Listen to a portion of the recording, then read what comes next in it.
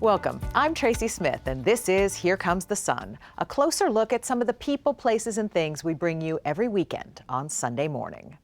Walking is a simple activity. It's known to improve health and get us from point A to point B. Martha Teichner introduces us to Neil King Jr., an author who took walking a step further, actually trekking from Washington, D.C. to New York City, an endeavor that became a profound and spiritual journey. After a career as a Wall Street Journal reporter, the walk was his way of contemplating America, past and present, and at 61, his own life, after surviving esophageal cancer. I was off to do something that was very pure and basic, which was just to notice things and immerse myself in a walk through one spring that had kind of cleansed my eyes in some ways, or my spirit. Later in the show, Neil King Jr. on the history he encountered along the way. It's almost as if your constant traveling companion was history. It was, because I encountered aspects of the Civil War. I encountered some of the earliest railroad beds that we had built, the canals that had been dug during that whole spree of canal digging, all of the tumult of the Revolutionary War. I passed George Washington's path probably 20 times. And, I spent a whole day at Valley Forge, and that was a great place to meditate on how and when we decide to understand or memorialize them. So it was a lot of walking through our past. I mean, that's a rich stretch of territory. Decades before Neil King Jr. set off on foot, Bruce Lee forged his own path of a different kind. The Asian-American action star and martial arts pioneer faced harsh discrimination during his Hollywood career. But as Jonathan Vigliotti discovered, he still influences movies today. I would say every action film that's being made today, everyone's striving still to do what he did. Justin Lin is a Taiwanese-American filmmaker. His movies, which include several from the Fast and Furious franchise, have grossed more than $2 billion. There was something that was very authentic in his sequences, in his films. It's these moments where unabashedly they just cut to his close-up, and he's not saying anything, but he's saying everything. That's all coming up right here on Here Comes the Sun. Neil King Jr. was looking for a slower pace when he set off on an ambitious 330-mile walk. Taking mostly back roads, he rediscovered American history and questioned who gets remembered and why. Martha Teichner followed in his footsteps. In March 2021, Neil King Jr. left his home in Washington, D.C. and went for a walk. King would walk 330 miles, all the way to New York City. It would take him 26 days. He retraced his steps with us, heading off down the mall with the U.S. Capitol at his back. Did you feel the weight of who we are now and what we are as a country as you set forth? Yeah, very much so. I mean, this is the front yard, the nation's front yard, and it just seemed like the perfect place to start this walk. Just weeks after the January 6th attack on the Capitol, after a year of COVID. Walking through my first covered Amish bridge. What King experienced along the way, sticking to back roads, would become a book, American Ramble. I had set out with a wonder first stirred by a sickness. A jolt of fear had opened a seam of freedom, and I had slipped through. After a career as a Wall Street Journal reporter, the walk was his way of contemplating America, past and present, and at 61, his own life, after surviving esophageal cancer. I was off to do something that was very pure and basic, which was just to notice things and immerse myself in a walk through one spring that had kind of cleansed my eyes in some ways, or my spirit. You'll see the exact line between Maryland and Pennsylvania, the Mason-Dixon line.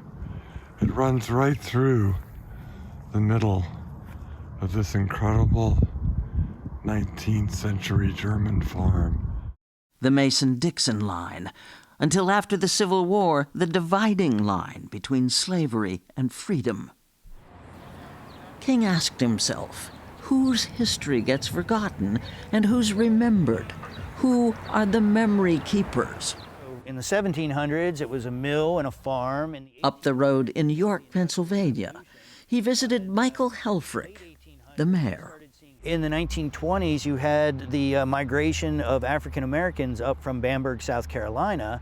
But by the 1950s and 1960s, the great fathers of the community decided it was a ghetto, and they used the first use of eminent domain to wipe out the entire neighborhood. What do they want to put in instead? You're standing in it, a park, and then to add insult to injury, they took half of the park and gave it to the industry next door for a parking lot and a new building. The much older Cookus House, built in 1741, barely escaped demolition. That is Thomas Paine right there. Helfrich lives in it and has turned it into a shrine to founding father Thomas Paine, who stayed here during the Revolutionary War. We have here our Underground Railroad conductors. Across town, King met another of York's memory keepers, Samantha Dorm. We have United States Colored Troops. I believe we have about 32 that fought during the Civil War. Dorm leads the restoration of York's long-neglected African-American Lebanon Cemetery. Since 2019, our volunteer group coming out here, we've uncovered over 800 of the flat markers. The point is to rescue the stories of lives. It makes a difference when you're learning about people who not only look like you, but who are related to you, and to be able to say, I come from greatness. I know now that I'm related to over 100 individuals on this land alone of my family. Time became a thing that awed Neil King. This is one of the oldest rivers in the world. It's like the 5th oldest river in the world. It's 320 million years or something, way older than the Nile. As he made his way along the Susquehanna River with Paul Nevin, we have all these different tracks in here, whose passion is these Native American petroglyphs, possibly 1,000 years old. There's a bird track here. We have, this is a little infant-size human footprint here. And then this is like a serpent would make, a creepy crawly. As King walked, time seemed to slow down and then stop altogether as he found himself among Pennsylvania's Mennonites. He chanced upon this. And then this. Well, the serendipity was the magic. And I met, so many great people that I almost felt were put there by some higher power to interact with me. He drifted from the ethereal to the concrete, to the very real world of everything his walk was not. I have arrived at where I've wanted to come, which is the heart of darkness itself.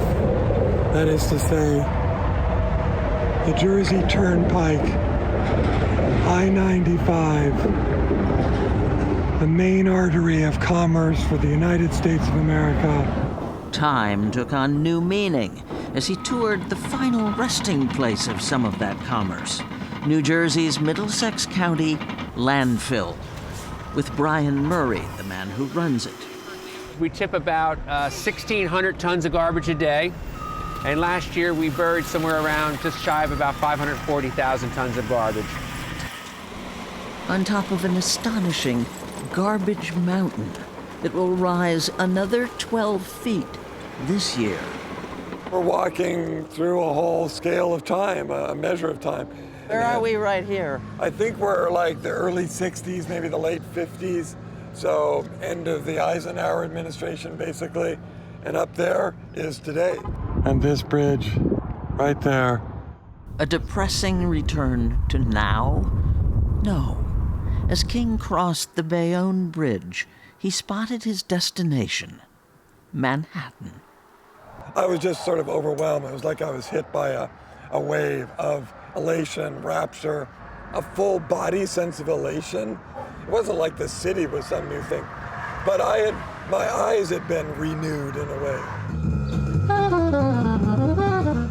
A day later, Neil King Jr.'s American Ramble ended at the Ramble in New York Central Park, a twisted network of paths that reminded him of the complexity of the country he had sampled. You know, in the end, I think the walk, despite all the kind of gloomy thoughts that you can have about various episodes from our history and our past, left me a lot more optimistic in a way about our future than had been the case when I walked out the door. To find gratitude and joy at 3 miles an hour, traveling light.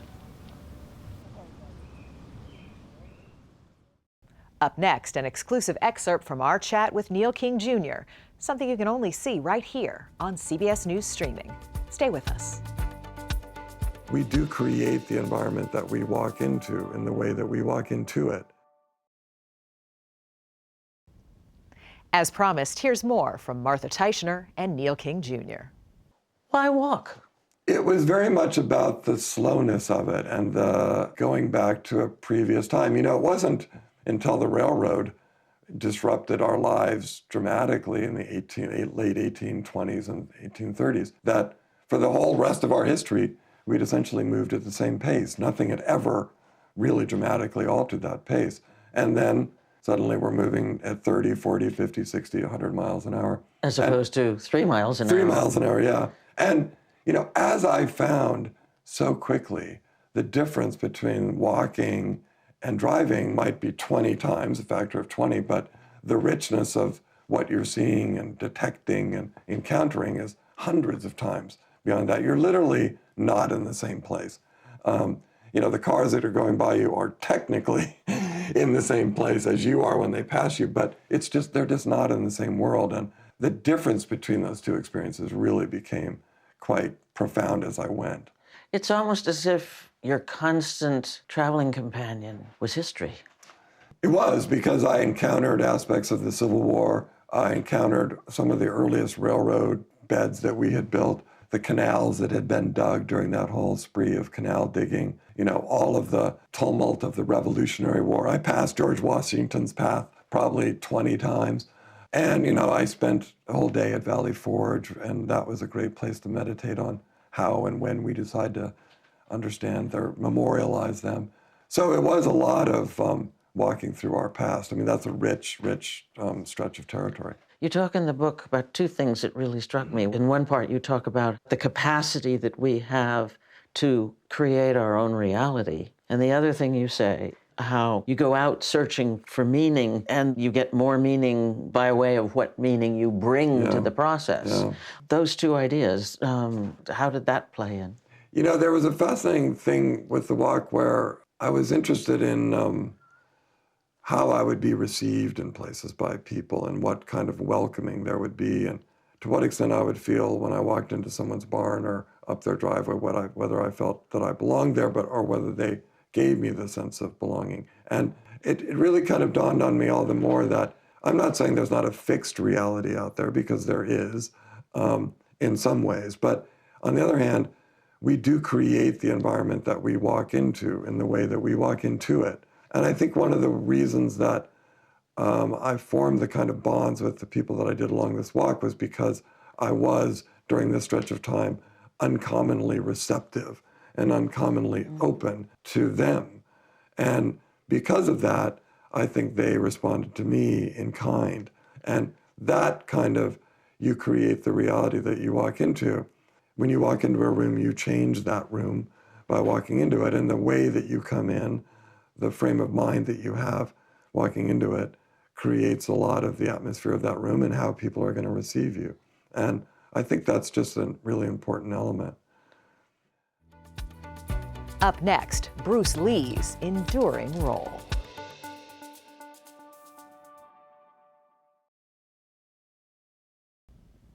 Welcome back. Bruce Lee helped popularize martial arts in the movies, even combining several disciplines to create his own style. More than 50 years after his untimely death, filmmakers are still inspired by his trademark moves and the wisdom behind them. Here's Jonathan Vigliotti. In Los Angeles' Chinatown, there stands a bronze figure like no other in America. When we say Bruce Lee was larger than life, I can't think of a better example than this statue. I think it's such a beautiful tribute. This is the only Bruce Lee statue in the United States. His daughter, Shannon Lee, says it captures his strength and dignity. My father represents what's possible, like what is possible for a human being.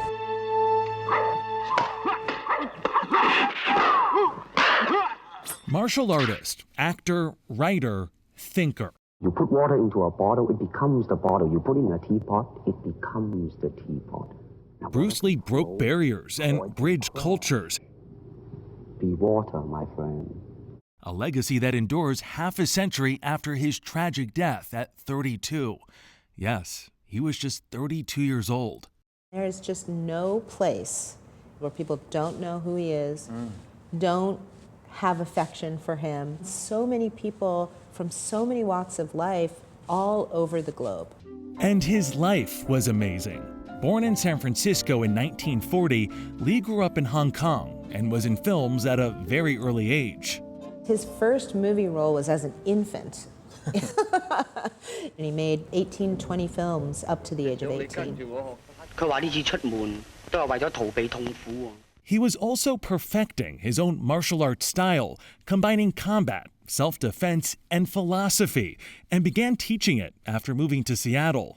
A 1964 skills demonstration Test X2, take one, speed. Led to this remarkable screen test. Start off.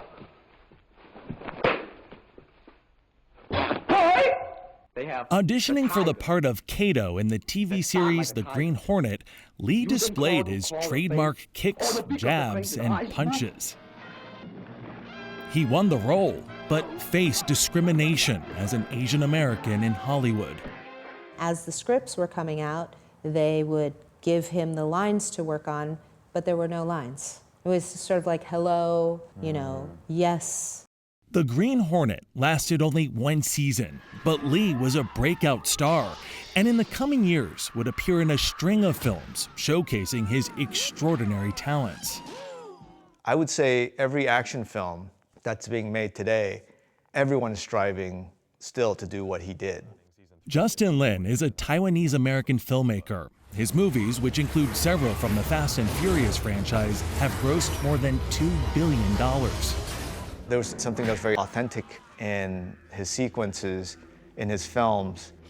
It's these moments where unabashedly they just cut to his close-up, and he's not saying anything, but he's saying everything. I've been collecting for over 50 years. And for Jeff Chin, Bruce Lee changed everything. I actually grew up being ashamed of my Chinese heritage because of all the negative stereotype that you see in movies, TV, even comic books. Chin owns one of the largest collections of Lee memorabilia. This is an original weight bench and dumbbells that Bruce Lee used. Currently on display at the Chinese Historical Society in San Francisco. He says he was bullied at school for being Asian American. I got picked on, I got called every racial slur in the book, so I was basically on my own. That is, he says, until his father put this on his bedroom wall. And I looked at the poster and then I was crying, and then it was almost like Bruce Lee was speaking to me, saying, "It's okay, Jeff, because I, Bruce Lee, am Chinese American, and I want you to be proud of your heritage." That poster was from the film Fist of Fury. Lee would make just one more movie, Enter the Dragon. It is like a finger pointing away to the moon.